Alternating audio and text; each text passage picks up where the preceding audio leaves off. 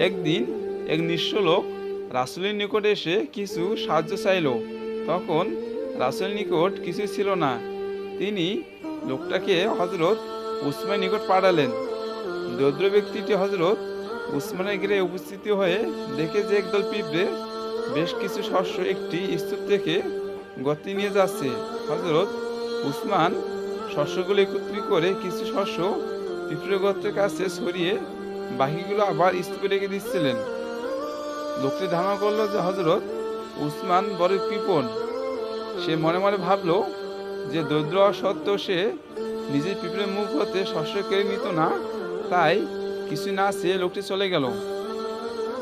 পরের দিন লোকটি আবার রাসূলের নিকট উপস্থিত হলো এবং কিছু চাইল।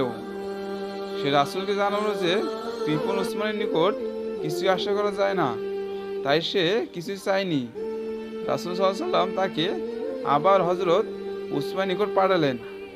অনিচ্ছা সত্ত্বেও গেল এবং দেখতে পেল যে হযরত উসমান তার চাকরকে বাতির সলতে উঁচু করে দেওয়ার দায়ে বকাঝকা করছেন, কারণ তাতে অধিক তেল খরচ হয়। দরিদ্র লোকটি মনে মনে ভাবল যে তার বাড়িতে আলো আরও উজ্জ্বল হয়ে জ্বলে এবং সে কখনো এরূপ তেল হিসাব করে না।